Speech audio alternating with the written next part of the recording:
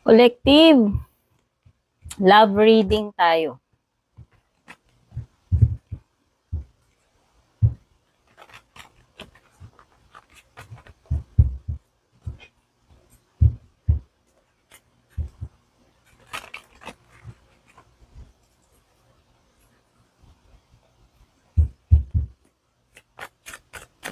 Hindi ko alam kung nasasagap ng audio ko yung hangin na kasi may ventilador ako nakatutok sa akin. Mainit eh.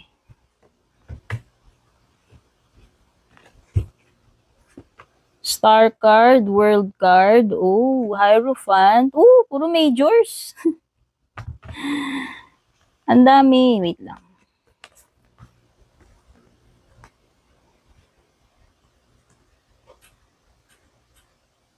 Pagpasensyaan nyo na yung shadow ko rito kasi meron akong maliit na ilaw dito sa left side ko.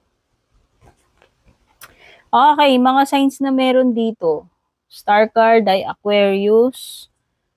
Ito Taurus, Scorpio, Leo, Aqua. Ito naman Taurus. Ito Gemini. Okay.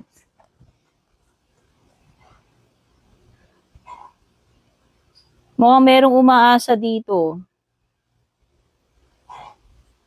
Pwedeng may renewal.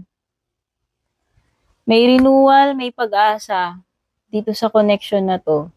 Kung ako tatanungin. Hindi ko alam kung sino yung umaasa sa inyo, pero yung mga cards mo rito ay nagsasabi na ito ay meron kayong hindi pa tapos itong chapter na ito sa inyong dalawa nitong person na to. So, biglang umulan guys, baka marinig nyo yung ingay ng ulan.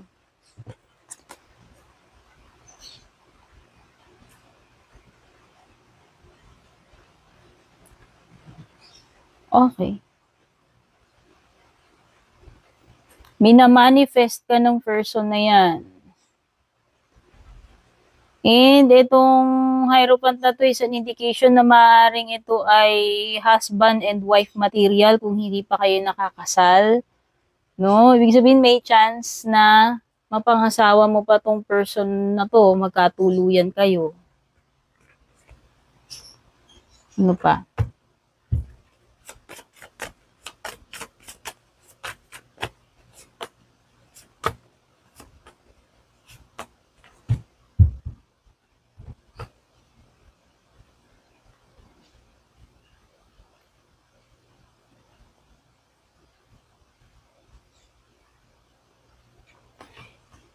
You have the Chariot, Page of Pentacles, Nine of Cups, at saka Six of Cups. So, it seems na parang ito na lang yung kulang sa buhay mo, no? O para sa kanya.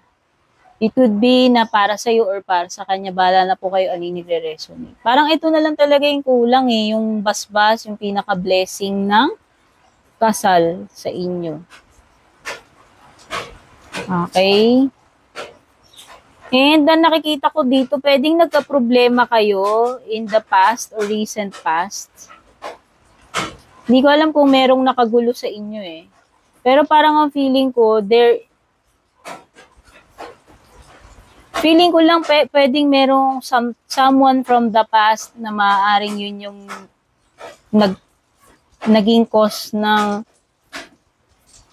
kaguluhan sa inyo nitong person mo. Kung nagkaroon man kayo ng kaguluhan. Pero nakikita ko, you need not worry about it anymore. Kasi parang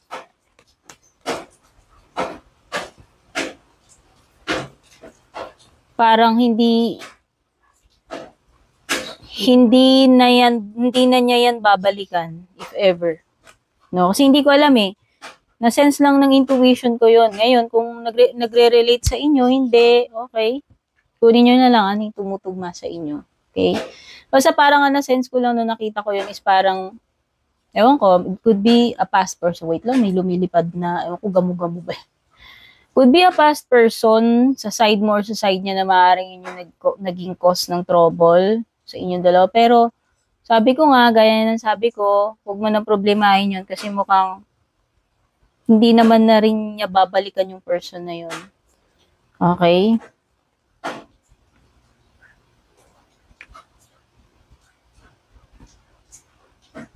Nakikita ko ito talaga eh.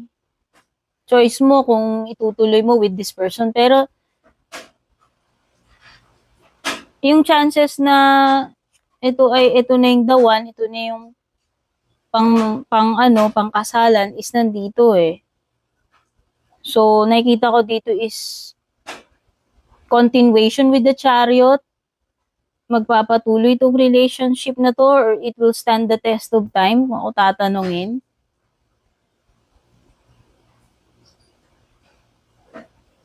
Hindi ko lang alam kung merong issue dito about immaturity. Siguro nung una naging immature tong person mo or ikaw. Hindi ko alam kung sino sa inyo. Ano pa? So, yan yung mga nakikita kong next na maaaring mangyari dito sa connection ninyo.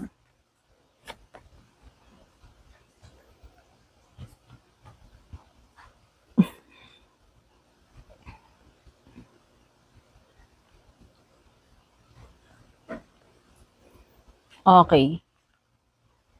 Hindi ko alam kung kayo pa rin ba netong person na to, ongoing ba yung connection nyo, relationship niyo, pero hindi siya maka-get over sa'yo.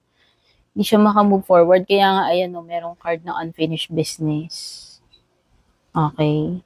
And umaasa pa rin talaga tong person na to. Oo, stuck siya sa'yo eh.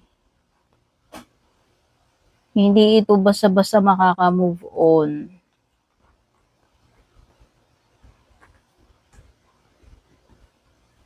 Nahihirapan siya. Ayan yung 10 of Wands.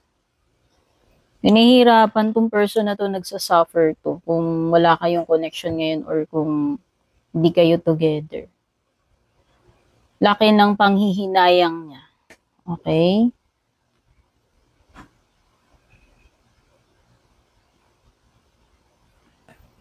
Nag-aalangan din siya eh. Nag-aalangan siya kung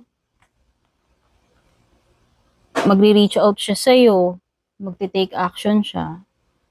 Hindi ko alam anong reasons nito, bakit siya nag-aalangan. No? Baka takot na ma-reject mo or whatever. But this person is still passionate about you. Gusto niya mag-take action but meron something na nagpe-prevent sa kanya. Hindi ko alam. Gusto niyang mag-take ng action. Gusto niyang mag-make ng move pero parang nag-aalangan siya. Hindi niya magawa, hindi niya siguro maisa katuparan. Okay, so kuha tayo ng oracle cards. This person, open talaga ang heart niya para sa iyo eh. This person is really vulnerable. Ganun ka vulnerable yung heart niya sa iyo. Ano pa? Para sa kanya, this is something na malalim. Or at least na-realize niya yung depth, yung value mo sa buhay niya.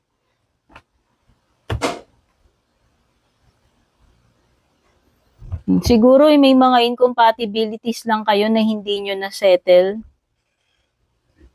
Okay, alam mo yon, nagkaroon lang ng mga conflict na hindi nyo na-resolve. Minsan naman talaga nangyayari yan eh.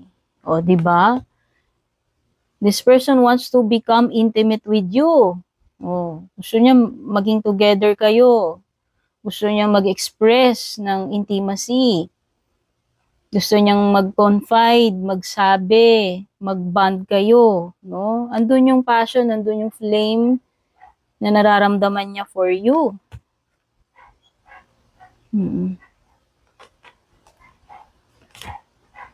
Gusto niya talaga second chance.